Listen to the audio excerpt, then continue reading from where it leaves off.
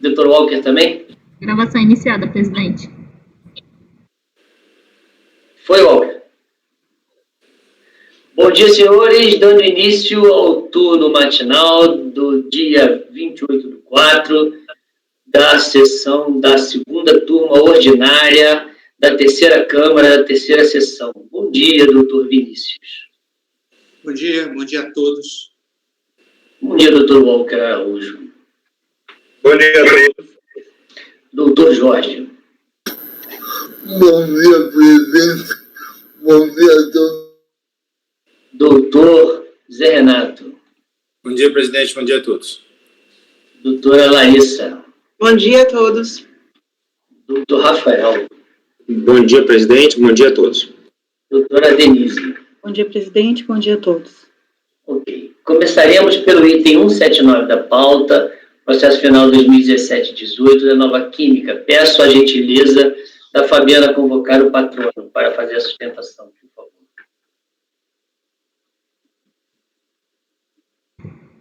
Presidente, tem o item 178 na frente. Tem, mas eu preferi começar no 179, se a senhora me permitir. Ok, farei a convocação. Obrigado. Zé, a metade da tua testa tá fora do negócio. Isso. Você tá segurando o celular, é isso, Zé? Arruma um tripé aí, Zé. Seus filhos devem ter. Tudo blogueiro. Não dá pra ouvir. Não dá pra ouvir. Não dá pra ouvir, você tá sem fone, tu tá sem áudio. Tô tentando entrar aqui, acho que tá dando certo. Ah, então beleza. Vai lá. Ótimo. E esse céu tá invejável aí, hein, bicho? Tá bonito, tá bonito. Aqui tava fazendo um friozinho de manhã, né, Walker? Depois vai melhorando, né? Olha aí, eu acho que eu entrei. Você não entrou, não. Não, tem alguém entrando aqui. Sou eu. É você, mas só que tá... Não, tá caída a conexão. Aí, sou eu. Pronto. Pronto, nada. Você tá aqui, mas você não tá aqui. Como pronto? Pronto. Não entendi. Ó, não tô, tá vendo eu segurando aí o celular? Tô vendo você segurando. Eu tô te vendo aí, ó. Como é que eu vou explicar? Eu tô vendo do celular, eu não tô vendo a dor do computador. Isso. Ué, mas aqui aparece todo mundo pra mim, ó. Que posta. Parecendo um blogueiro. Não, mas olha só, então... Acho melhor você chutar ele, expulsar ele. Eu vou tirar você. Tá, e tenta de novo. Opa, agora tá. Mas aqui é o celular, né? É o celular. Eu vou deixar aí, vambora. Tá bom. Tá ruim, mas tá bom, bora. Aqui pra gente tá ótimo. Tá, pode deixar assim. Beleza. Patrono convocado, presidente. Obrigado, tô aguardando.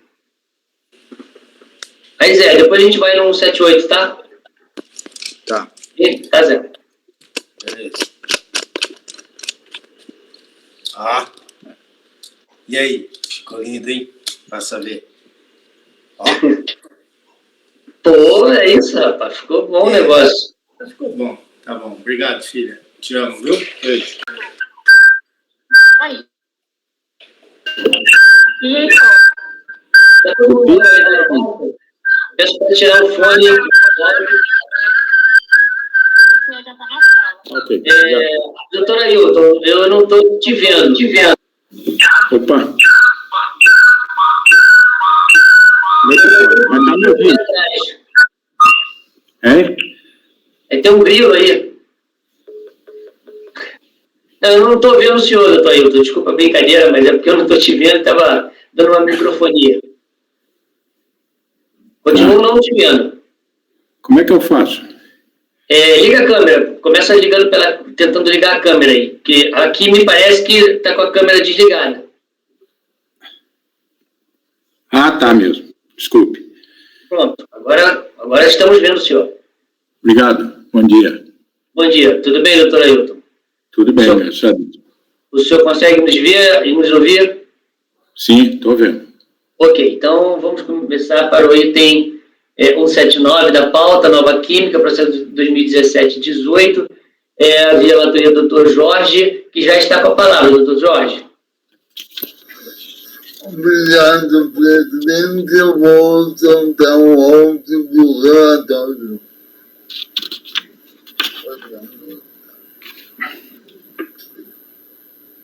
Processo 13.755.722.508/2017, Nova Química Farmacêutica S.A., embargos. Relatório. A embargante sustenta que o acórdão padece dos seguintes vícios: inhibição total ausência de avaliação da industrialização por encomenda tratada no T 13/10 positivo 188/2018.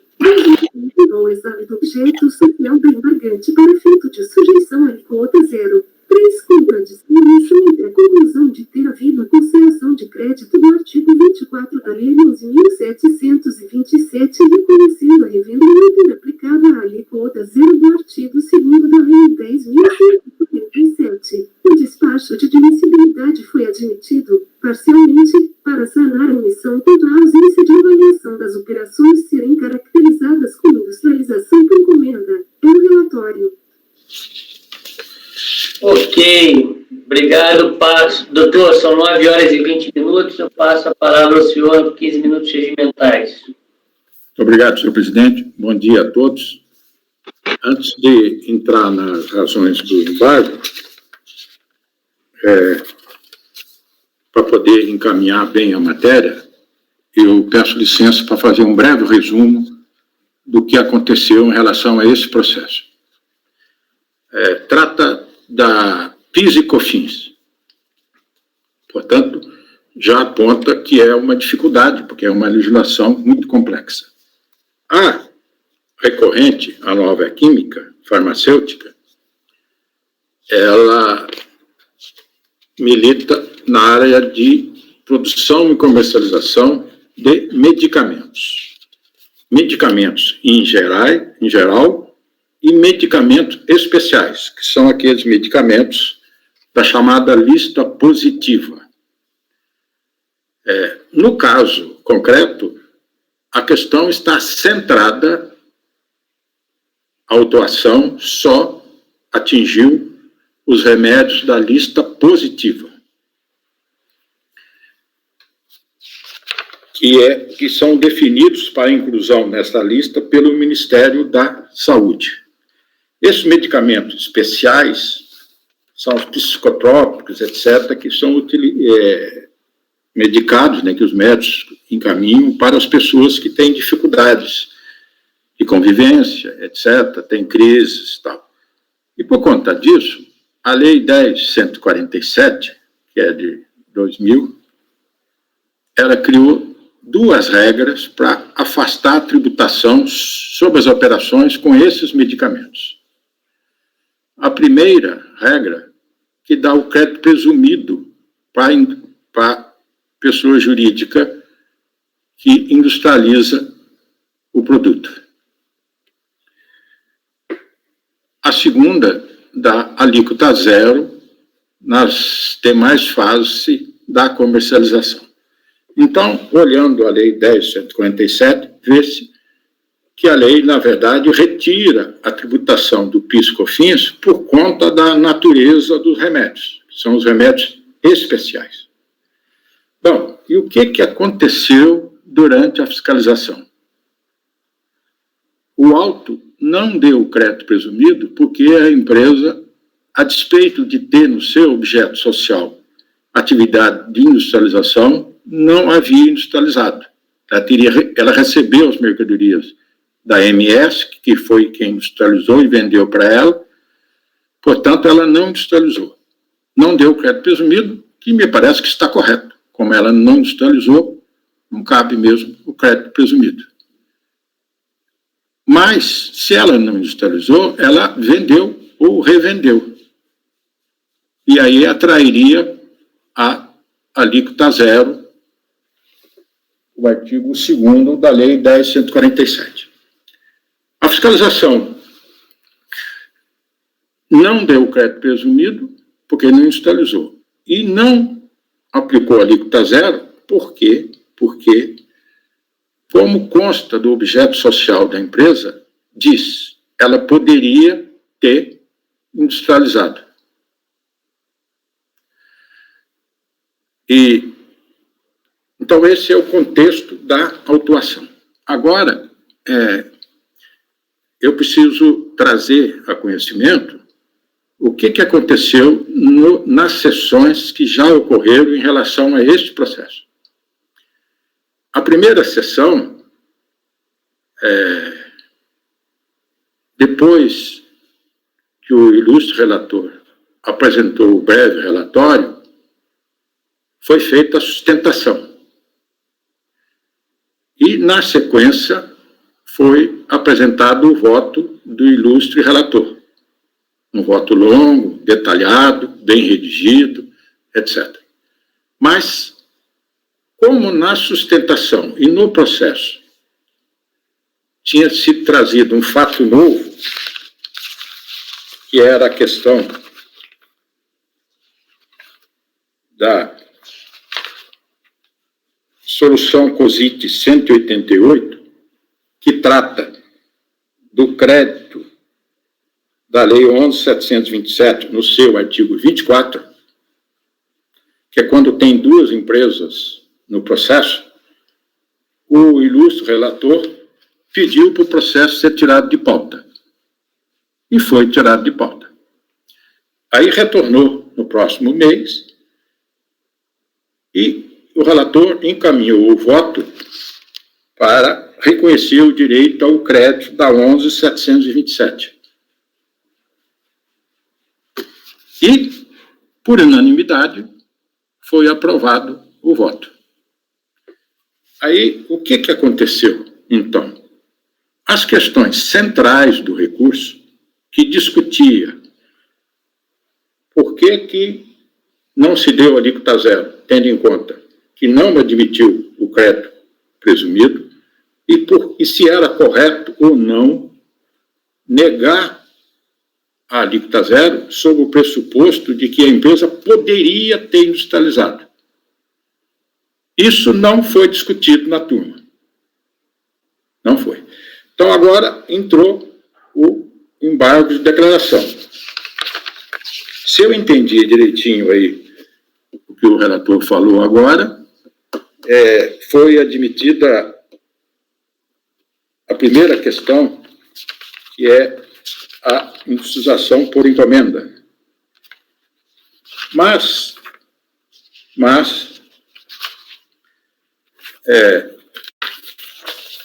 nos embargos foi apresentada uma questão central, que me parece que precisaria ser avaliada, que é o seguinte: ao concluir pela aplicação do artigo 24 da Lei 11.727 e reconhecendo este crédito, neste artigo 24,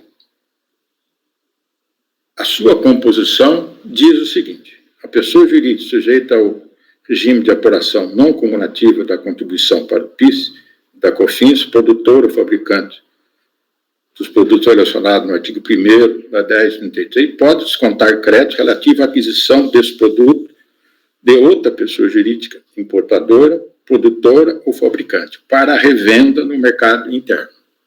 Então, a decisão agora qualificou juridicamente a operação que ocorreu, que é de revenda.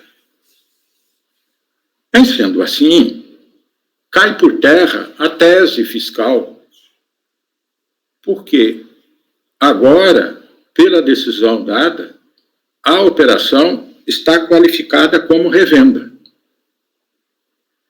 E esse é o contexto normativo do artigo 2º da 10.147, que diz: são reduzidas a zero as alíquotas da contribuição do PIS e da COFINS incidentes sobre a receita bruta decorrente da venda dos produtos fabricados, tributados pelas pessoas jurídicas não enquadradas na condição de industrial ou de importador. Muito bem. Então, agora, com a decisão dada, a operação da empresa é de venda, revenda. Portanto, está enquadrada no artigo 2º da 10.147. É certo que o artigo 2º da DEI 157 tem a expressão não enquadrada na condição de industrial ou de importador. No objeto, no estatuto da empresa, consta 2 atividades: industrialização e venda. No caso, ela não industrializou. Portanto, ela realizou a 2ª atividade, que é a de venda. E o fisco está aplicando, está vedando a alíquota zero sob o pressuposto de que ela poderia industrializar. Ora, aí entra um instituto do direito que chama subsunção, que todos nós conhecemos. A subsunção é o encontro da norma com o fato concreto. Essa é a regra da subsunção. Portanto, não é possível aplicar ou deixar de aplicar uma regra por um fato que não aconteceu, que poderia ter acontecido, que é, no caso, o fato de constar industrialização no objeto. Mas se ela não realizou essa, realizou a 2ª venda, está encaixado no artigo 24, que foi o fundamento da decisão agora, admitindo o crédito. E aí é um outro problema. Se aplicou o artigo 24 como está aplicado no acordo, cabe avaliar se é possível aplicar apenas um dispositivo ou se tem que aplicar o dispositivo do ordenamento jurídico. O artigo 24 diz que é revenda. Só tem o crédito quando revende. E é essa hipótese normativa que está no artigo 2º da Lei 10.147. Então, aí, tem omissão e contradição no voto. Agora, a primeira omissão é a ausência da avaliação de legislação por encomenda, tratada no item 13 da COSIT. Aqui, né, nessa outra omissão, para poder entender qual é a relação dessa com o caso concreto, é preciso considerar alguns aspectos. No tocante a medicamentos, tem uma empresa que é titular do registro do remédio. No registro do remédio, que é a Nova Química aqui. Então, ela que tem a titularidade sobre o medicamento. Portanto, quando a outra empresa que industrializou e remeteu para ela industrializou um produto que é da titularidade da Nova Química. Então, juridicamente, deixando de lado as questões formais, que aparentemente tem problema aí de como a empresa tratou, é uma industrialização por encomenda, porque a dona do medicamento, a titular, que tem o registro, etc., é a Nova Química. Portanto, como a MS industrializou a pedido dela. A pedido dela. Porque ela não poderia, a MS, que é a industrializadora, não poderia cuidar disso num produto que não é da sua propriedade, a não ser que tivesse cedido para ela o registro, que não é o caso. O registro continuou em nome da Nova Química. Então, essa omissão apenas confirma a outra que eu já tinha dito, que agora, como a conclusão do ilustre relator admitiu o crédito da Lei 11.727, na condição de que teria a primeira, vendeu para a segunda, é esse que é o crédito, a operação realizada pela Nova Química é de venda. E a industrialização realizada pela MS seria a pedido da hora recorrente. Então, senhor presidente, por tais razões,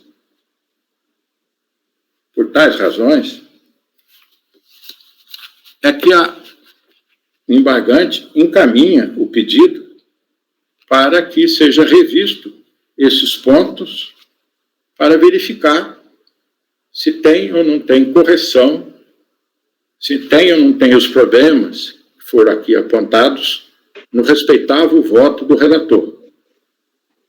Que eu quero registrar aqui, que sempre que foi um trabalho minucioso, extenso, o voto, o que mostra a responsabilidade, né, do exame das questões, mas que, respeitosamente, tem essas questões jurídicas aí.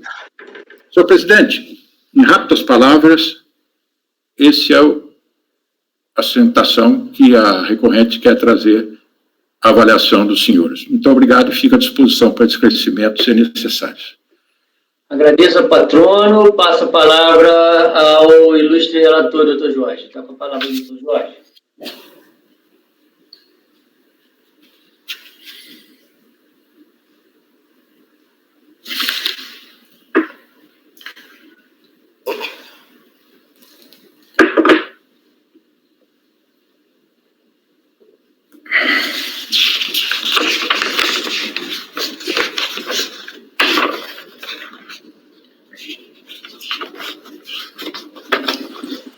Gilson, só pedir a gentileza para o doutor fechar o microfone dele, porque aí dá microfonia na gente aqui. Desculpe. Por favor, doutor. Muito obrigado. Desculpe. Doutor Jorge, você já soltou o vídeo? Não, o áudio não, né?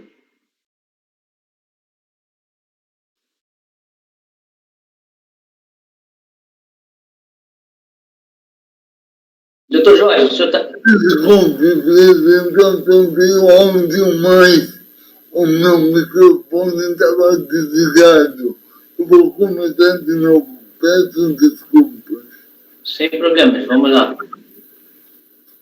Nova Química Farmacêutica S.A. Voto. Inadmissibilidade do recurso. Entende-se que o recurso é admissível por atender a forma do artigo 65 do RICARF. 2 do cabimento. O recurso é tempestivo. 3 da contradição. Tópico. Omissão. Ausência de avaliação da industrialização por encomenda tratada no item 13 da solução de consulta COSIT 188 de 2018. O lançamento de um ofício determinou a glosa do crédito presumido prevista no artigo 3º da referida lei, centrado no fundamento de que a empresa não havia industrializado os medicamentos listados no decreto 3.803/2001 e não admitiu também a inclusão da regra da alíquota 0,2 graus da medida lei, pois o objeto social claro previa a industrialização dos medicamentos. Consta do item 13 da medida solução de consulta que, se os medicamentos relacionados na Lei 10.140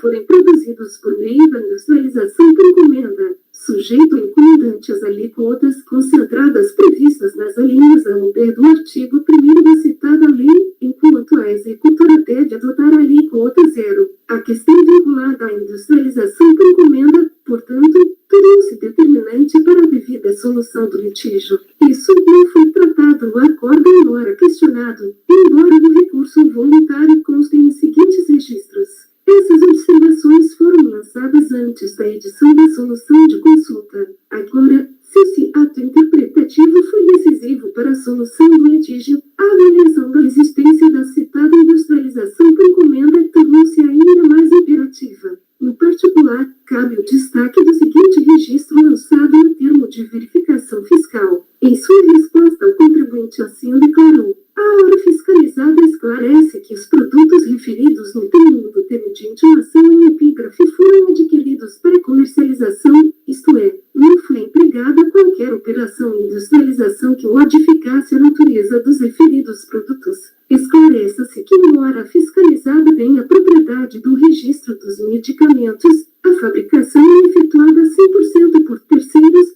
seguindo todos os parâmetros determinados pela legislação regulatória. Ora, se a fabricação dos medicamentos é realizada por terceiros, a pedido da pessoa que detém o registro e a propriedade desses medicamentos, resta atestado que a operação realizada se enquadra no contexto da industrialização por encomenda, na exata definição dada pela solução de consulta COSIT, adotada na solução do presente litígio. Prova disto é que a embargante contribuinte do IPI. Esta questão não foi avaliada no acordo embargado, o que marca sua primeira omissão, que fica agravada por constar da citada solução de consulta e por corresponder ao cerne da controvérsia jurídica tratada no recurso voluntário. A solução de consulta COSIT foi publicada em 31 de outubro de 2018, portanto após o acordo de impugnação de 22 de março de 2018. 4 do indeferimento. A embargante possui a seguinte relação com a empresa INS.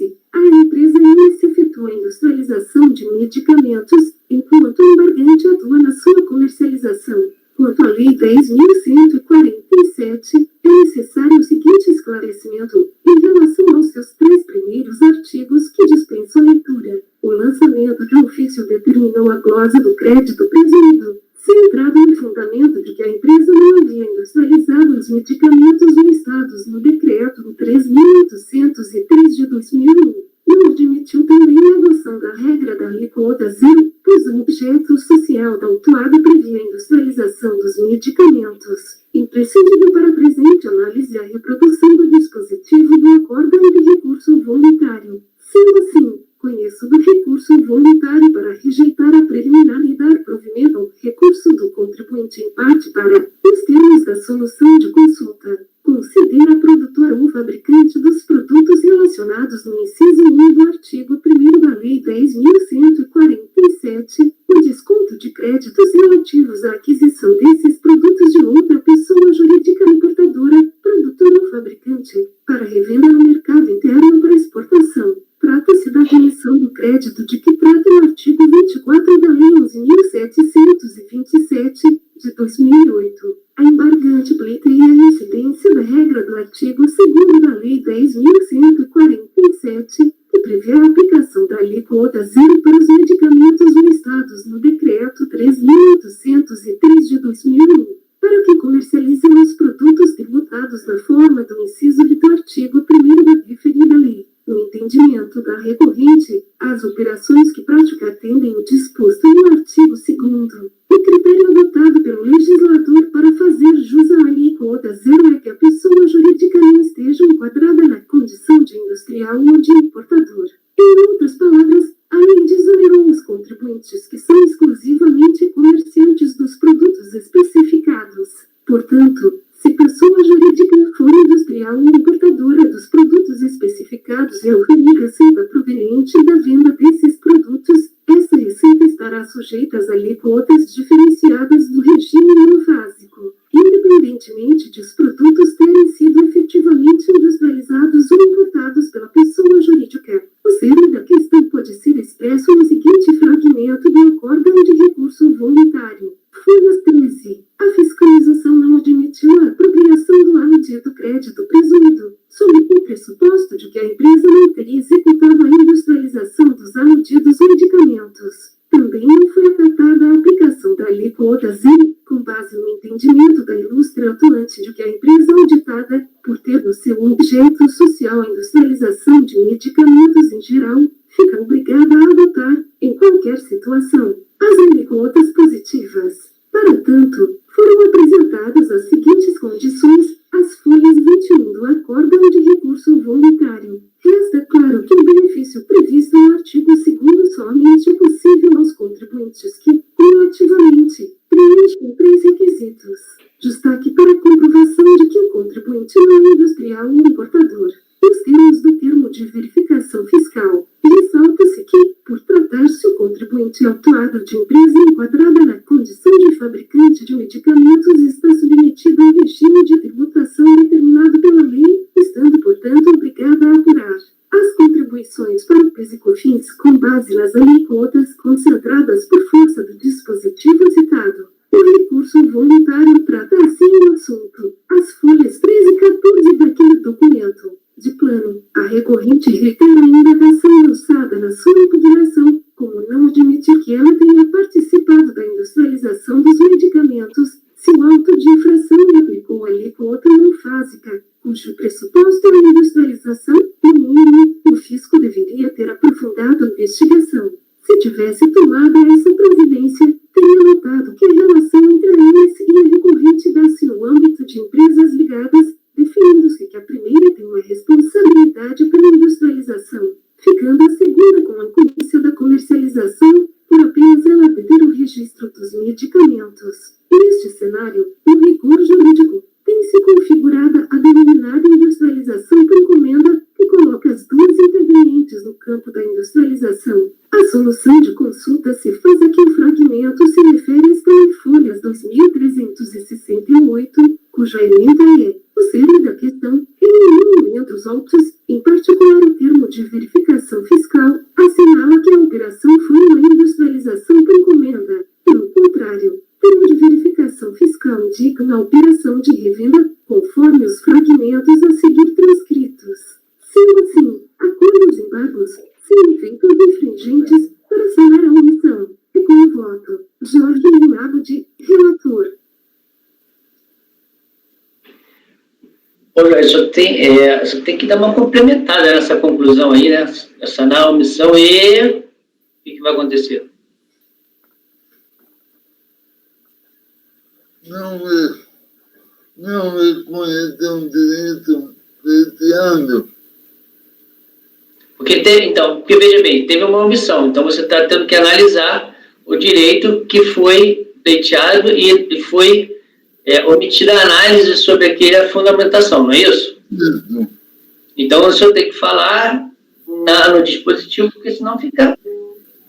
você sanou a omissão, beleza. Está dentro do corpo, sim, mas não tem um dispositivo, vai ter outro embargo. Bom, eu vou complementar isso. E aí fica até difícil de eu colher o voto, porque eu preciso... Todo mundo entendeu o voto, mas eu estou falando assim, para eu poder pontuar o voto, eu preciso ter uma conclusão sua, entendeu? Eu já vou colocar. Mas todos entenderam, então, como foi sanada a omissão? Eu entendi o voto, só que eu acho que tem contradição no voto. Ótimo, então vamos lá, vamos trabalhar. Olha só. Tá, estamos em deliberação. Lembre-se que depois do voto do relator, a gente entra em deliberação e aí continua com o voto do segundo, no caso, o próprio Vinícius. Pode falar, doutor Vinícius, está com a palavra. A página 4, Jorge, você fala assim, ora, se a fabricação dos medicamentos é realizada por terceiros, a pedido de pessoa que detém o registro e a propriedade desses medicamentos, resta atestado que a operação realizada se enquadra no contexto de industrialização por encomenda, na exata definição. Aí depois você volta atrás e fala assim, não, isso não é por encomenda, isso é revenda. Okay. Assim, eu acho assim, só um momento, eu acho assim que essa sua conclusão está perfeita. Eu não acho que seja revenda, tá? A fiscalização, eu não sei se ela trouxe elementos suficientes para que a gente chegue a essa conclusão, mas como está caracterizado aqui, até mesmo você fala depois aqui que, prosseguindo aqui no próximo parágrafo, você fala assim, ó, esta questão não foi prova disto é que a embargante é contribuinte do IPI, conforme demonstrado nos autos folhestais. Então, assim, se a empresa ela detém o registro e tudo mais, a outra não pode nem vender para outras pessoas, certo? A outra empresa que industrializa, ela está umbilicalmente ligada à recorrente. Eu não sei como que foi o contrato entre as duas, eu não sei nem se a fiscalização analisou como que é esse contrato, mas simplesmente, pelo que me parece, a fiscalização, ela simplesmente olha e fala assim, não, como é terceirização, ela não produz, ela não industrializa. Quer dizer, a fiscalização, ela não parece entrar na efetiva análise da natureza desse tipo de negócio entre as duas empresas. E lembrando que isso aqui é um auto de infração, né? Então, assim, a princípio, me parece, até pelo que você sintetiza aí, que isso é industrialização por encomenda e aí teria toda a questão da possibilidade do crédito presumido, o encomendante toma o crédito presumido e a encomendada, ela tem suspensão na saída, PiscoFins. Então, aí quando você depois você conclui o contrário disso aí. Então, assim... Eu gostaria de fazer um esclarecimento. No item 3 do meu voto, na verdade, eu estou reproduzindo o texto do despacho de admissibilidade. Então, a critério não é minha opinião. A critério é o que foi trazido no despacho de admissibilidade. Eu deveria, talvez, colocar em itálico para destacar isso. Mas vamos lá. No item 4, o que acontece? Como muito bem frisou o Vinícius, é um acórdão é um auto-desempregação, é um lançamento. E no termo de verificação fiscal, que é o coração do lançamento, em nenhum momento está assinalado que é uma industrialização por encomenda. A questão chave é essa. Essa informação a fiscalização não trouxe nos autos.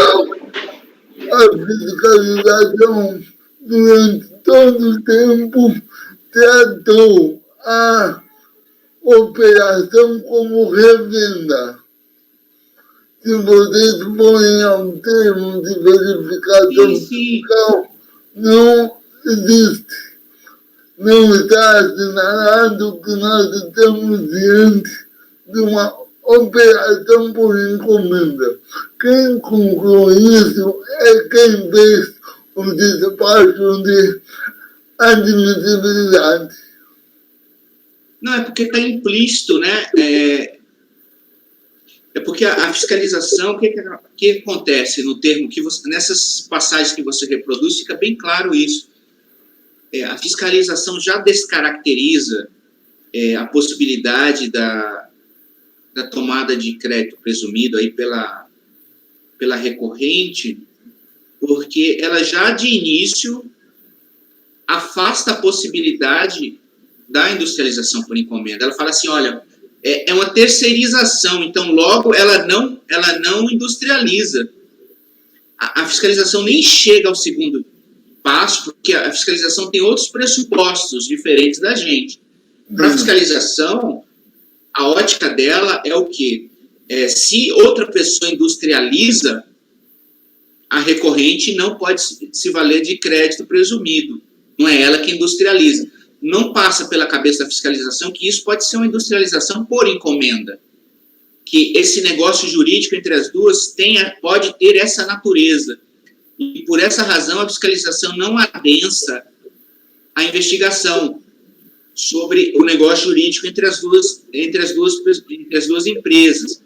Então, assim, há um pressuposto no termo de verificação fiscal que é o seguinte: quem industrializa é o outro.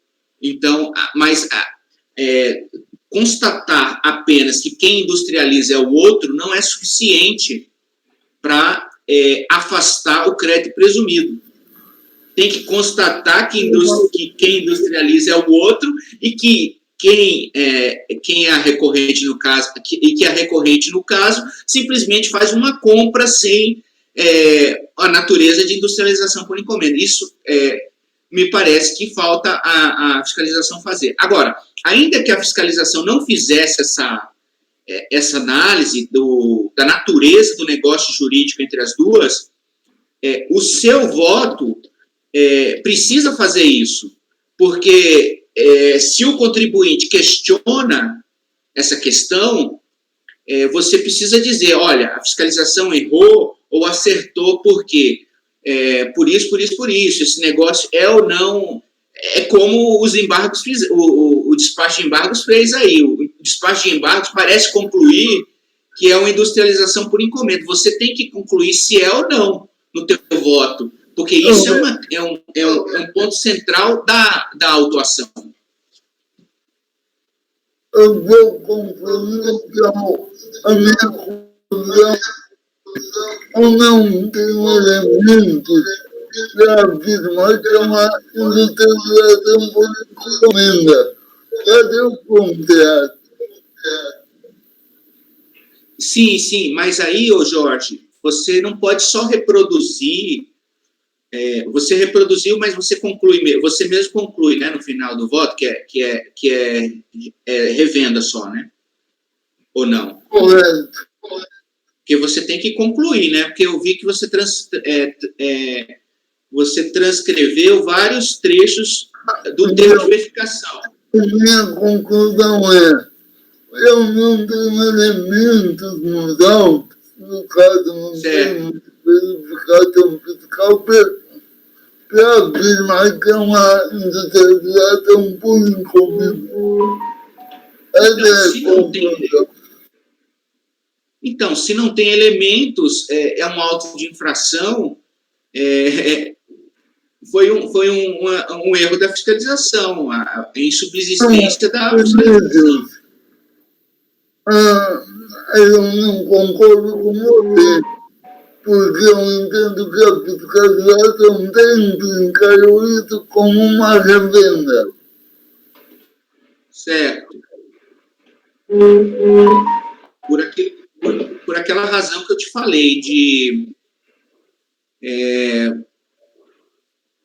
já admitir que industrialização por terceiro impossibilita a recorrente de ser industrializadora, logo seria revendedora. Só que, como o próprio despacho de embargos fala, ela detém a... Mas, enfim... Vinícius, não seria conveniente você pedir vista?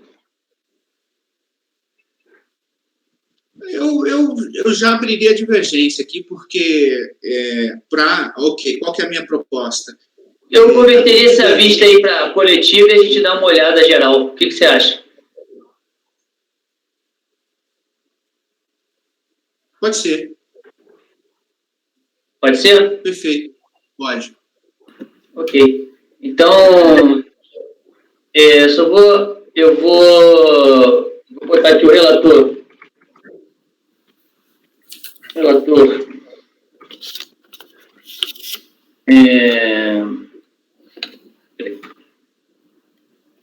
Como é que ele botou aqui? Acolher os embargos.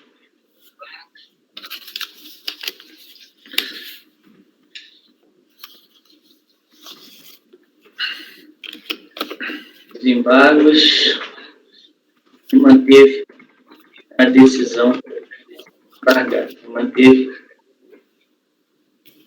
a decisão embargada. Doutor,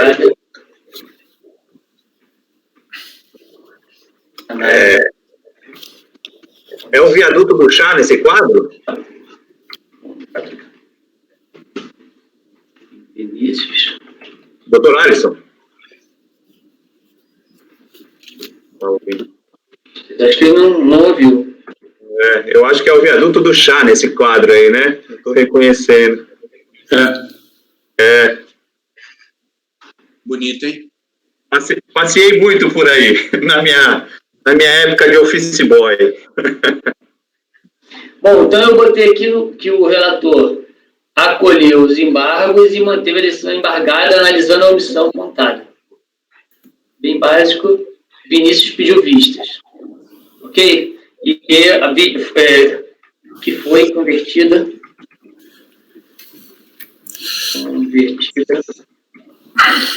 em coletivo. Ok? Então, uma vista coletiva sobre esse processo. Ok, doutor? Posso pedir um esclarecimento? Pode, claro.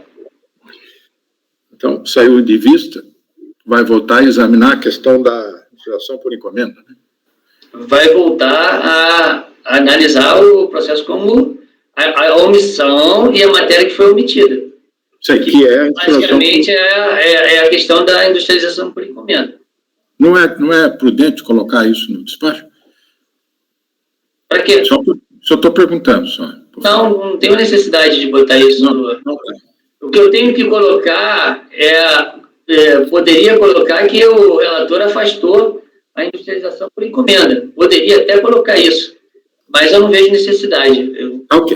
Até porque cada um vai analisar o que quiser. Pode ser que o Rafael entenda que tem que analisar um outro ponto totalmente discordante disso. Não posso determinar a análise de cada um dos conselheiros. Ok. Só sair da frente e fazer o quadro inteiro. Viu? Tá ótimo. Obrigado. Muito obrigado. Muito embora, presidente, é importante lembrar que estamos adstritos aos termos do despacho decisório. Claro que estamos adstritos Não, pode-se analisar tudo, mas só pode se pronunciar sobre a questão embargada, que no caso é a questão de se tem ou não a industrialização por encomenda. Eu entendi. Ok, doutor, o senhor ficou com mais alguma dúvida? Não, muito obrigado, senhor presidente. Eu que agradeço, senhor. Bom dia a todos. Bom dia. Vamos passar agora ao item 178 da pauta do doutor José Renato. Peço a Fabiana que convoque o patrono. Ok, presidente, irei convocá-lo. Obrigado.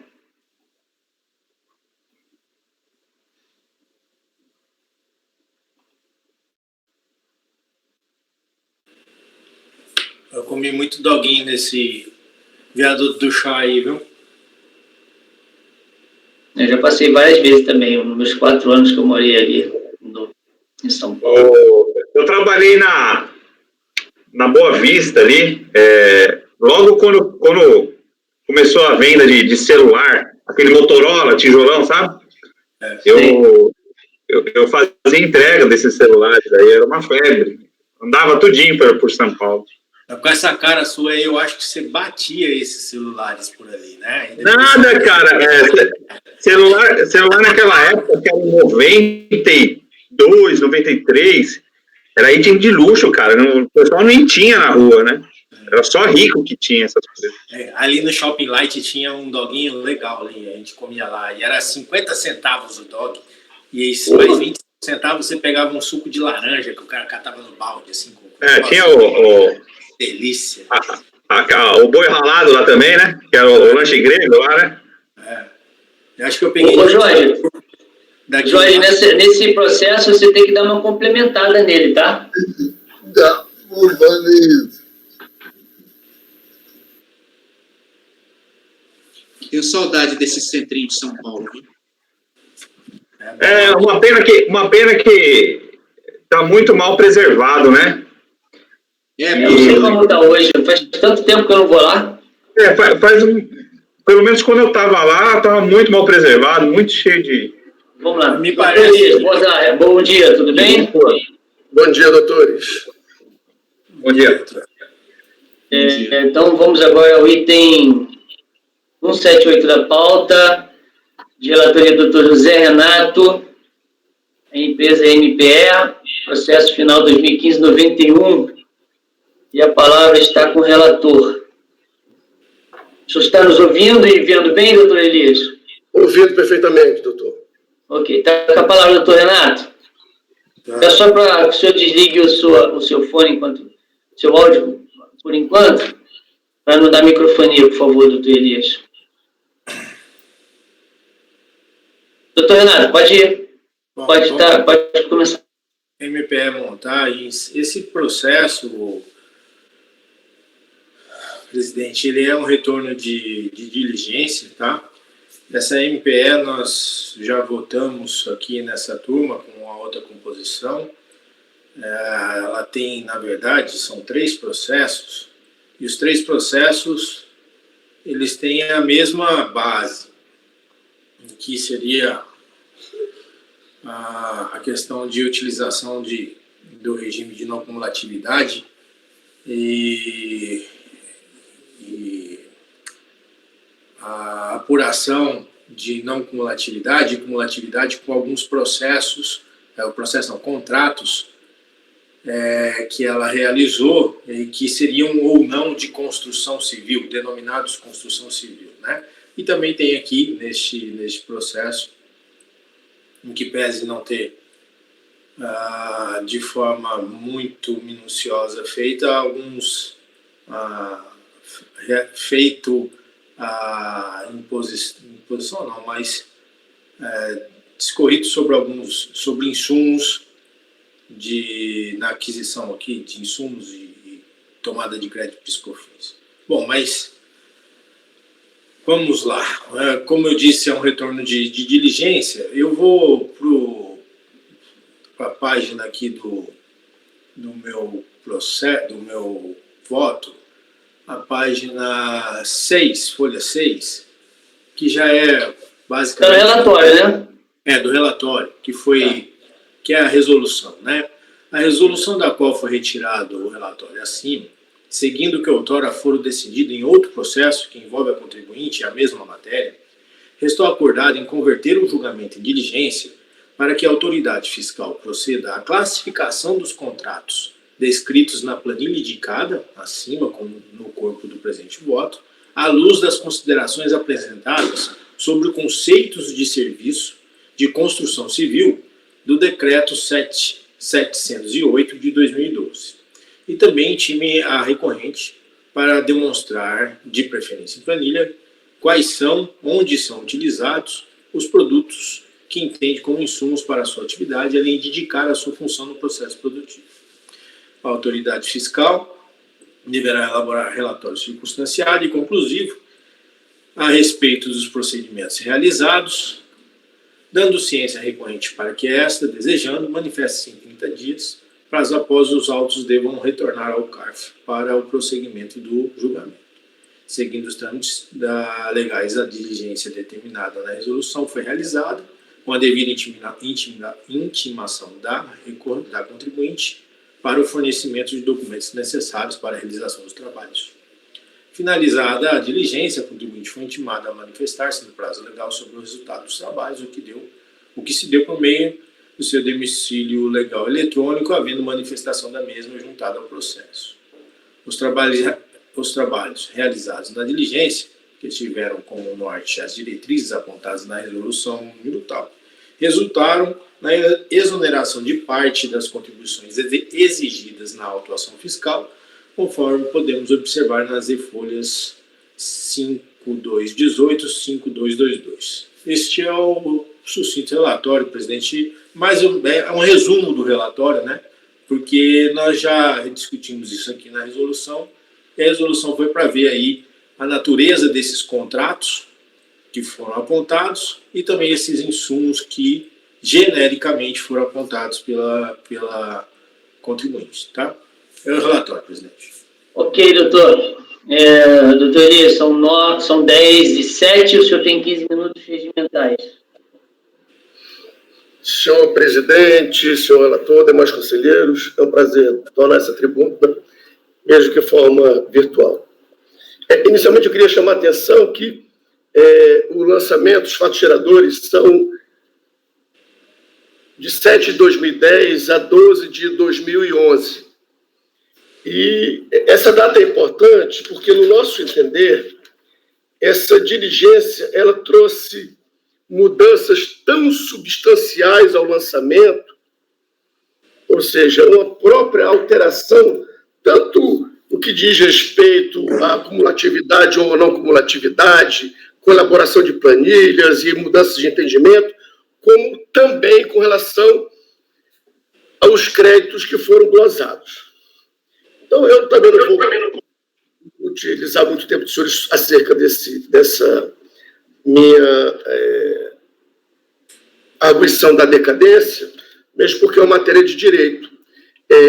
Mas, no nosso entender, o lançamento só se aperfeiçoou em agosto de 2020, quando o contribuinte foi intimado da diligência que foi realizada. Então, todos esses valores, de acordo com esse entendimento, estariam decadentes. Eu cito aí vários, na nossa petição, eu cito vários precedentes do CARF, em que eu vou citar trechos de alguns deles, dizendo: tendo a fiscalização auditado em razões da atuação após a solavatura, a partir de diligência determinada, trazendo a colação uma série de justificativas para os lançamentos, requisitos substanciais materiais, o lançamento só se considera aperfeiçoado na data da ciência dessa diligência. Então, o nosso primeiro argumento diz respeito à prejudicial de mérito de ocorrência da decadência de todo lançamento. Segundo tópico, convertido o julgamento em diligência, dos 30 contratos envolvidos, 24, o auditor fiscal concordou com a nossa tese, ou seja, que não deveria haver a tributação, e que nós também concordamos com o auditor fiscal quanto ao seu entendimento nesses 24 contratos. Mas desses outros, eu tenho duas observações a fazer. Existem 2 contratos especificamente, que eu vou citá-los, que estão, inclusive, colacionados aos autos, que são idênticos, exatamente os mesmos contratos do lançamento que foi realizado anteriormente, que já foi julgado por essa turma, em que a diligência fiscal anterior entendeu que havia não cumulatividade. Então, com relação a esses 2 contratos, entendemos que aí é o caso de aplicação do artigo 146 do CTN, que se houver alguma modificação introduzida, ela só pode ocorrer quando, em decorrência de fato gerador ocorrido após a sua introdução. Então, com relação a esses 2 contratos, que estão na planilha do auditor fiscal, e a planilha, inclusive, ela menciona as páginas dos contratos. Curiosamente,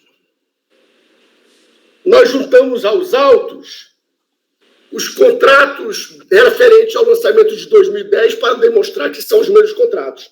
Os contratos que eu juntei estão nas páginas 5341 a 5369 e páginas 5318 a 5340. Então, com relação a esses 2 contratos, o que nós pedimos é afastar a tributação por aplicação do artigo 146 do CTN. Uma terceira tese que nós defendemos é que, com a medida provisória 510, de 28 de outubro de 2010, passou a haver a seguinte previsão. Apesar dos consórcios não terem personalidade jurídica, com o advento dessa medida provisória, que é de outubro de 2010, passou a haver responsabilidade tributária para os consórcios. O texto da medida provisória afastou, inclusive, não se aplica, parágrafo 1º do artigo 1º da medida provisória, não se aplica para efeitos tributários do exposto no parágrafo 1º do artigo 278 da Lei 6.404. Posteriormente, esta medida provisória foi convertida na Lei 12.402 de 2011, em que houve uma previsão semelhante. Mas o mais interessante disso tudo é que a Receita Federal, ela, digamos, em dúvida de qual seria o procedimento adotado, ela formulou uma consulta à Procuradoria-Geral da Fazenda Nacional. Esta consulta, nós colacionamos aos autos, ela está nas páginas 5.153 a 5.162. E, posteriormente, a resposta da PGFN está nas páginas seguintes, 5.163 a 5.182. A pergunta da Receita Federal para a PGFN foi: se o consórcio atuar como lhe faculta no parágrafo 1º do artigo 1º da Lei 12.402 de 2011, e realizar contratações, efetuar os pagamentos e retenções devidas e fizer os recolhimentos correspondentes, inclusive das contribuições previstas no parágrafo 3º, e cumprir suas respectivas obrigações acessórias, pergunta da Receita Federal para a PGFN, será este o contribuinte? E as empresas consociadas serão responsáveis solidárias? E os lançamentos tributários serão realizados em nome de quem? Do consórcio? A resposta da PGFN veio no parecer 814 de 2016, que foi posterior ao lançamento. A resposta da PGFN foi incisiva. Apesar dos consórcios não possuírem personalidade jurídica, eles possuem, com esta inovação legislativa, capacidade tributária. Resposta da PGFN: o consórcio é o contribuinte, e não as empresas consociadas. Então, senhores, o que nós pedimos com relação ao contrato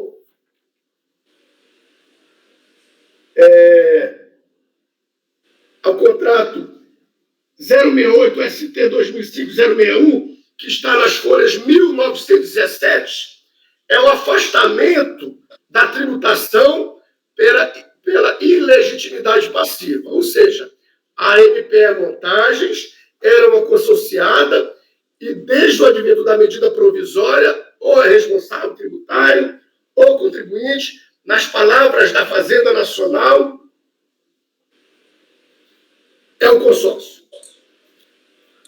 Bem, a seguir, outra questão de direito, que eu também só vou pincelar, é a exclusão do ICMS da base de cálculo do PIS e da COFINS, conforme o Supremo Tribunal Federal já decidiu. Eu requeiro, então, a aplicação da repercussão geral decidida pelo Supremo Tribunal Federal. Bem, agora, há umas matérias fáticas mais detalhadas diz respeito às glosas. O auditor fiscal ele elaborou duas planilhas. Uma que eles considerou que poderiam ser insumos e outra planilha que não insumos. Então, na planilha elaborada pela fiscalização, que está nas folhas 5.217, ele relaciona uma dezena de créditos que ele não considerou possíveis de serem entendidos como insumos. Bem, mas o próprio auditor fiscal, nas folhas 5.219, ele diz que, palavras do auditor fiscal, observamos também que todas as notas fiscais relacionadas na planilha indicam que os insumos foram aplicados na prestação de serviços. Ou seja, a exigência que nós tenhamos, então, primeiro requisito, que é vinculação do bem à utilização da prestação de serviços, o próprio auditor fiscal já considerou. Então, eu quero partir dessa premissa básica.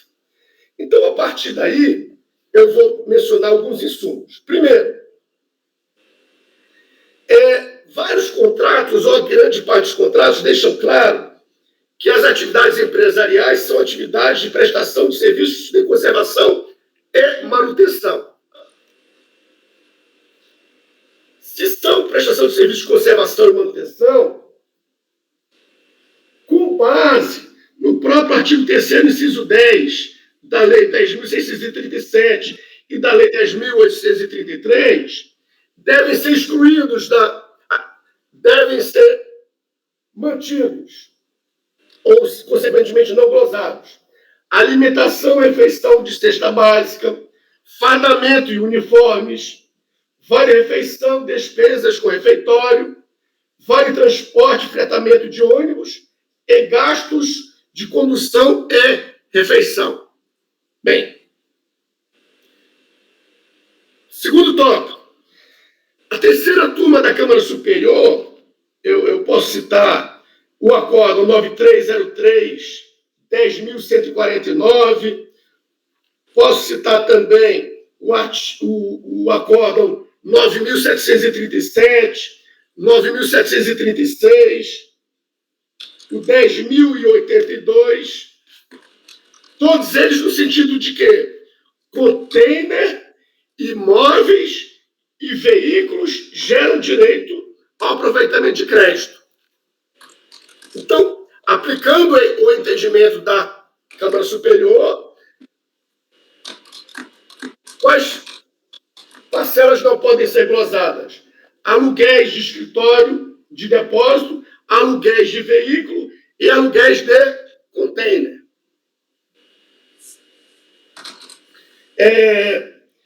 Terceira questão. A terceira turma da Câmara Superior também decidiu que despesas com manutenção podem ser consideradas como insumos. Aí eu cito o acórdão 10.243 e o acórdão 9.747. Então, considerando essas decisões da Câmara Superior, devem ser mantidos créditos de manutenção civil, manutenção elétrica, manutenção de veículos, manutenção de máquinas e equipamentos, manutenção de sistemas e manutenção de instalações. E, por fim, senhores, ainda a terceira turma da Câmara Superior, ela entende que material de higiene e limpeza, combustíveis e lubrificantes, ferramentas e máquinas de pequeno porte podem ser consideradas como insumos. Aí eu cito os acórdãos 10.180, 9.115, 9.736 e 9.750. Consequentemente, senhores, devem ser mantidos créditos de ferramentas, máquinas de pequeno porte, material de higiene e de limpeza e combustíveis e lubrificantes. Senhores, eu agradeço muito a atenção. Eu acho que eu teria mais um minuto para falar, mas eu esgotei o assunto que eu gostaria de trazer para essa tribuna. Muito obrigado, senhores. Agradeço ao patrono e passo a palavra ao doutor Zé Renato. Senhor presidente, bom, o voto está colocado aí, se vocês estão olhando. Essa parte da decadência que o doutor mencionou aí na sustentação oral dele, eu estava olhando o processo aqui agora e cotejando com o meu voto. Ela veio mais nessa petição última, com a manifestação, com a diligência, se eu não me engano, doutor, se eu estiver enganado, o senhor me dá uma ajuda. Perfeito. E como esse processo, ele já há algum tempo, ele foi retirado de pauta nesses processos que ele estava acima do limite do teto, ele já estava feito esse voto, né? Então acabou que não cotejou, não veio essa parte da decadência. Então eu não tenho a preliminar de decadência no voto. Mas você consegue fazer o voto sobre a preliminar de decadência? Eu consigo fazer, presidente, mas assim, eu preciso assim, de uns 5 minutos para ajustar. Se for possível, bem, senão eu... Bom, vamos lá, eu abro aqui o processo e já faço o voto da decadência. Não, veja, você pode pronunciar o voto da decadência sem colocar agora sem escrevê-lo. E depois você complementa no voto. Você consegue fazer assim? Consigo, porque na minha visão, eu não tenho aqui, em que pese haver, como dito pelo patrono, que houve aqui a colocação de várias planilhas, trazidas agora pela fiscalização em decorrência da resolução, essas planilhas elas apontaram, na verdade, aqui a exoneração de grande parte do crédito lançado no auto de infração. Essa exoneração se deu por conta do reconhecimento dos insumos, de grande parte desses insumos, também da questão relacionada aos contratos.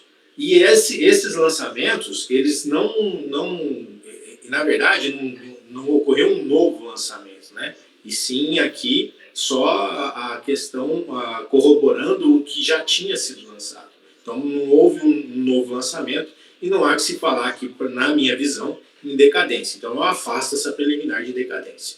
Tá? Entendi. Na verdade, o que ele está querendo aqui, pelo que eu estou falando, ele está querendo, acho interessante, até porque o doutor Elias já foi fiscal, então acho bastante interessante essa tese dele, querer ver ele defender essa tese quando ele era fiscal, que o aperfeiçoamento do auto de infração vem com o termo de diligência fiscal feita em sede de recurso. Pelo amor de Deus, eu não quero nem discutir isso, mas é isso que essa a teoria dele. Ele está falando o seguinte: olha, aquele lá morreu, o que está valendo é a ciência da diligência.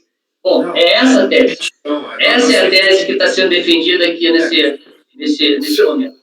Senhor presidente. Essa é questão de fato. O senhor já falou, o senhor vai me desculpar, mas é isso que está sendo. Acabei de ler aqui a petição. Isto porque 2.2 da petição.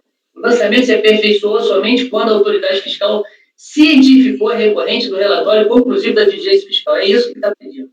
Então, aquilo lá atrás nada valeu, a ciência da autoinfração lá atrás não interessa só aqui com base no 148 de CPM. Então, é isso que o colegiado tem que decidir e o relator está afastando essa decadência e passo ao voto do doutor Vinícius. Com o relator. Doutor Walker Araújo. Essa questão aí do aperfeiçoamento da diligência, o que a gente tem que ver, né? Pelo que eu... Até porque não ficou demonstrado aqui para mim. Se houve um novo lançamento. Eu já tive casos aqui que eu já peguei diligência mandando a fiscalização apresentar os fundamentos, justificar o lançamento e fazer alguma alteração no lançamento originário, né? Aí você pode até se discutir se houve aqui um novo lançamento, né? Não estou dizendo que aqui ocorreu, porque aqui, pelo visto, não ocorreu. Não teve novo lançamento. O que acontece aqui nesse caso? Foi feita uma diligência a pedido do Conselho para se esclarecer alguns pontos. Os pontos que eram para ser esclarecidos é que alguns contratos eles poderiam ser qualificados como contratos de construção civil, porque aí muda o regime, né, de cumulativo para não cumulativo.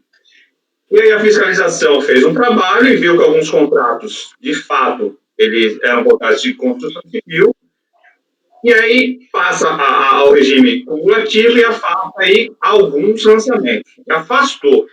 Quer dizer, ele não fez um novo lançamento, ele tá excluindo do lançamento originário. Então, ele não é uma constituição. A própria fiscalização está admitindo um erro.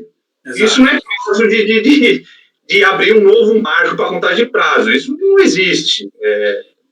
Então, para mim, aqui não tem que se falar em decadência. O que a fiscalização fez foi admitir um erro, e se ela admite um erro, ela exclui do lançamento. Não há uma constituição. A palavra constituição aqui foi colocada de forma, no meu sentido, de forma um pouco equivocada. Não é uma constituição de lançamento. Tem uma exclusão de valores lançados equivocadamente que a fiscalização está admitindo. Então, com base nesses meus argumentos, nesses pontos que eu estou fazendo aqui, eu afasto aqui a questão da decadência. Ok, doutor Walker Araújo, agradeço. Passa a palavra ao doutor Jorge. Obrigado. Doutor Doutora Larissa. O relator e a decadência se prefere em relação à ciência do livramento do auto de infração. A tese, para mim, é totalmente absurda. Doutor Rafael. Acompanho o relator, presidente. Doutora Denise. Acompanho o relator. Eu entendo exatamente da maneira que o Walker colocou. Se você tivesse que fazer um novo lançamento por algum motivo, realmente, esse novo lançamento teria uma nova contagem de prazo decadencial. Agora, se a gente for entender que esse caso específico, que na verdade é mais benéfico ao contribuinte, porque ele está excluindo valores que estariam no lançamento, também teria que ter como marco o relatório de diligência. Eu acho que não teria mais processo, basicamente, com retorno de diligência, que tenha algum tipo de modificação, principalmente desse porte, mantida a Constituição do crédito tributário. Todos teriam decaído. Com essas breves considerações, eu também mantenho voto com o relator. Vamos para próximo capítulo recursal, doutor Zé Renato. Bom, classificação das atividades contratadas. A contribuinte foi autuada pela suposta falta ou insuficiência de recolhimento de PIS e COFINS, pois teria adotado regime de incidência cumulativa, quando na verdade estaria sujeito ao regime da não cumulatividade. A atuação considerou a totalidade do faturamento para apurar as contribuições pelo regime da não cumulatividade, considerando os períodos de apuração de 7 de 2010 a 12 de 2011, conforme declarados em DACOM. Ressalta-se que o presente processo, em que pese tratar de período de apuração diverso, versa sobre o mesmo objeto dos autos de número final 2010-39, que também é da relatoria deste conselheiro, motivo pelo qual utiliza-se as mesmas razões de decidir, aproveitando-se no que couber ao presente o resultado de diligência realizado a diligência que também foi realizada aqui, tá? Não vai ser o resultado da outra, não. Aqui também tem diligência. Interposto recurso voluntário, relembrou as teses trazidas na impugnação, fazendo menção à possível existência de créditos de contribuição apurados no regime da não cumulatividade. Vale lembrar que, em que pese a contribuinte ter como regime tributário o do lucro real, e assim ser submetida ao regime da não cumulatividade, no que diz respeito ao recolhimento das contribuições de PIS e da COFINS, não estaria proibida de se submeter também ao regime cumulativo, quando parte do seu faturamento pudesse ser identificado como remuneração de determinado contrato classificado como obra de construção civil nos exatos termos da legislação pertinente. Ademais, a própria contribuinte, em suas peças de defesa, admitiu a possibilidade de parte do seu faturamento, e não a totalidade dele, ser resultado de contratos que poderiam ser classificados como obra de construção civil. Pois bem, a definição de obra de construção civil foi descrita nos decretos alúdios informados e interpretada de forma clara na Resolução 3102-000-278, da qual se extrai o trecho abaixo colacionado. Por outro lado, o Decreto 7708-12, ao instituir a nomenclatura brasileira de serviços intangíveis e outras operações que produzem variações de no patrimônio, que conforme artigo 2º será adotada como nomenclatura única na classificação das transações com serviços intangíveis e outras operações que produzam variações no patrimônio da pessoa física, pessoa jurídica e entes despersonalizados, introduz definições relevantes para a solução da lide como segue. A construção, capítulo 1, ele vem falando de serviços de construção, como serviço de construção, as notas, tal, considerações gerais.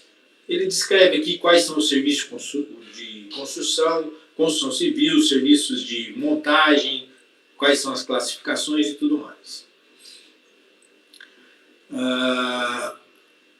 Aqui. Os critérios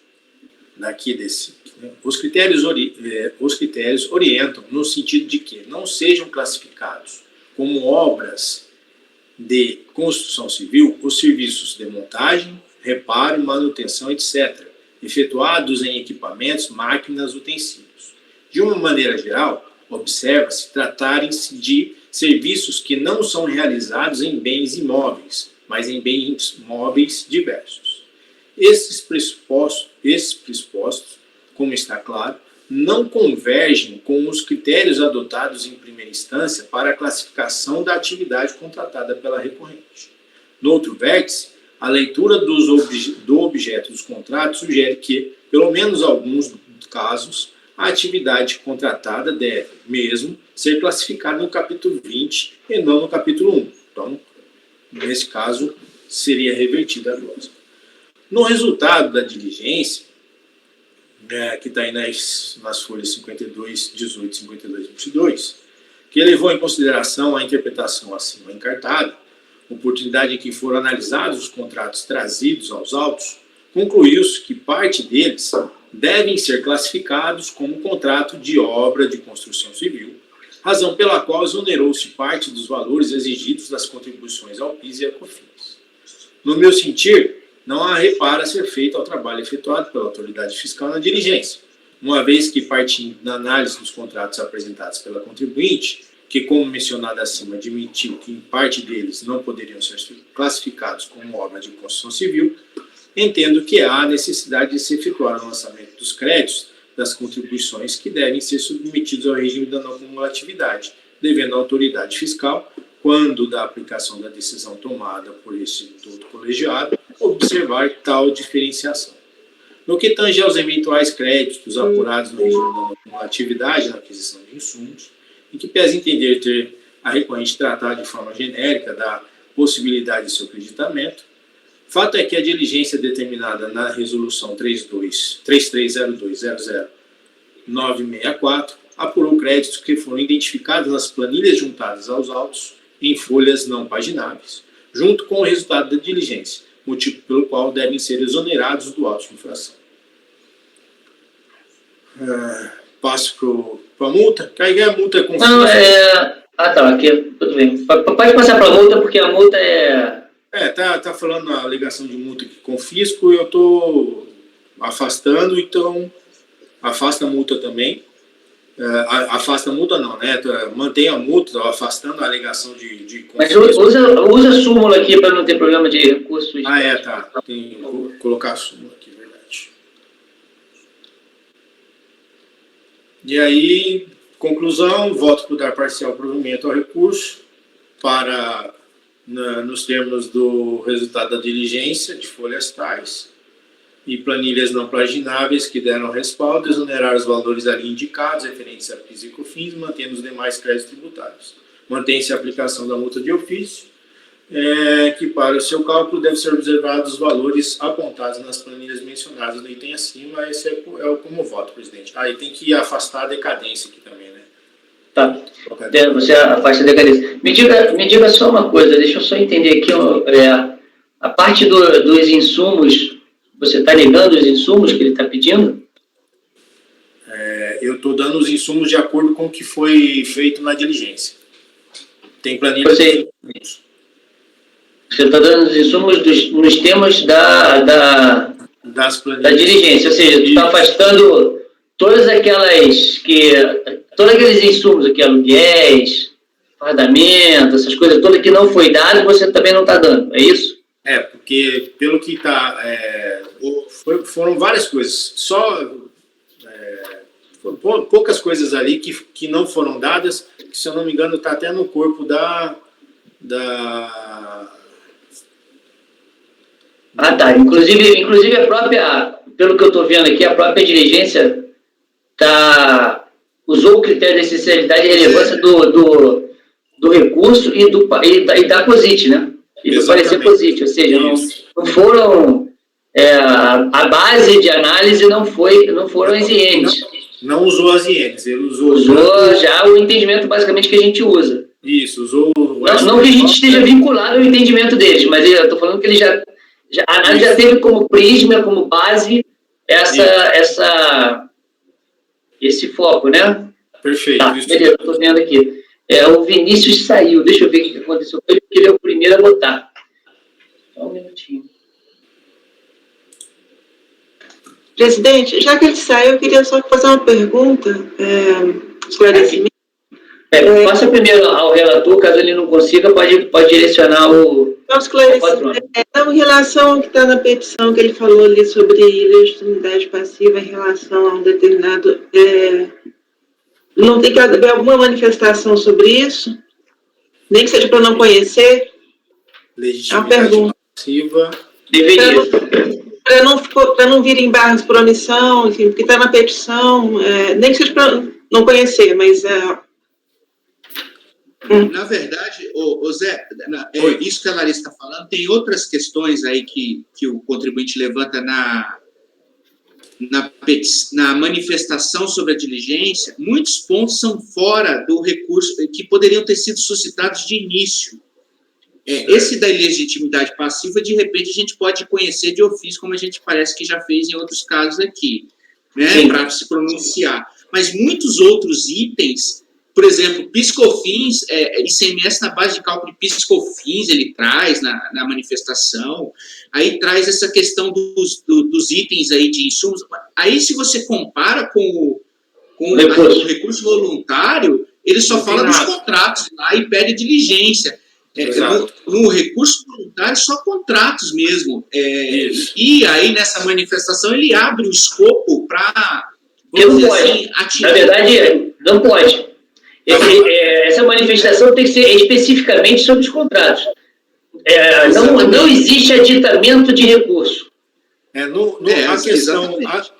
A questão dos insumos, Vinícius, eu concordo contigo em parte. Porque, assim, se você olhar no recurso voluntário dele, eu olhei agora esse recurso voluntário e a gente já discutiu isso aqui algumas vezes. Tem, assim, acho que 2 linhas falando do insumo. E para não falar que não falei, eu coloquei... No recurso ele questiona a glosa de insumo, sim. Ele traz lá alguns argumentos. Bem genérico, mas são 2 linhas, entendeu? Aí, sim, fala no seu bloco, inclusive. Ele fala, aí não seria inovação. Agora... Eu concordo aqui que essa questão da ilegitimidade aqui é uma inovação, mas a gente pode até admitir aqui que é uma matéria de ordem pública. A questão do ICMS não foi nem motivo da autuação, né? Eu não sei porque está trazendo essa alegação, porque isso aqui não se discute no auto de infração, né? Isso aqui é matéria estranha, totalmente estranha. E a gente não tem nem que seguir a decisão da STF, né? Porque não é definitiva ainda, né? Então... mas é matéria estranha. Aqui não é motivo do auto de infração, não foi alegado em impugnação, não foi alegado em recurso, foi jogado aqui agora. É matéria totalmente estranha, mas tem que se manifestar, porque senão vai tomar embargos. Sim, você só tem que não conhecer todas as matérias que não dizem respeito à diligência, ao resultado de diligência, que na verdade foi o que a gente pediu, sai. Mas a questão da glosa do insumo foi resultado de diligência também, né? Porque... Foi, por isso que ele poderia se manifestar, mesmo que ele não tivesse se manifestado lá, aqui ele poderia falar. Porque realmente ele está... o resultado da diligência está excluindo essas receitas, essas despesas. Então, o contribuinte tem o direito de se insurgir contra isso. Perfeito. Não vou discutir, isso está perfeito. Agora, qualquer matéria estranha não deve ser conhecido por vários... Para inclusão consumativa, para não perder muito tempo no processo civil. Mas vamos lá. Vamos como o senhor vota a questão da legitimidade, então, do José Renato? Que eu acho que é uma matéria de ordem pública que a gente deve conhecer, mesmo sendo suscitado agora, porque se ele é ilegítimo, o auto tem que morrer, não tem jeito. A ilegitimidade é uma questão de ordem pública na minha visão. Agora, podem até ter outro tipo de pensamento. Um esclarecimento aqui. Eu tive a impressão que ele alegou legitimidade em relação a certos contratos, não a tudo. Sim. Foram só aquele de consórcio, não é isso, doutor Elias? Antes da diligência havia outros contratos. Após a diligência, remanesceu um único só, que foi pactuado pelo consórcio. Então, é desse que o senhor fala, né? Desse que eu falo. Okay. É de um único contrato. Perfeito. Mas, de qualquer maneira, tem que enfrentar, mesmo sendo só de um contrato. Não, eu afasto a ilegitimidade do consórcio. Eu afasto a legitimidade porque o consórcio ele não tem personalidade jurídica, e aqui a gente tem que... A autuação tem que procurar alguém que seria a empresa, né? Aqui é a MPE. Então, nesse caso, eu afasto essa ilegitimidade. Ok. Então, podemos passar o voto do doutor Vinícius. E aí, doutor Vinícius, o senhor pode já votar as preliminares, que são duas, decadência e legitimidade. Na verdade, eu vou votar na ordem melhor, legitimidade e decadência, e o mérito. Então, o Zé, ele reconhece a ilegitimidade? Não, afasto. Ah, tá, ok. Correlator, nas preliminares e no mérito. No mérito é seguindo a diligência, né? Isso.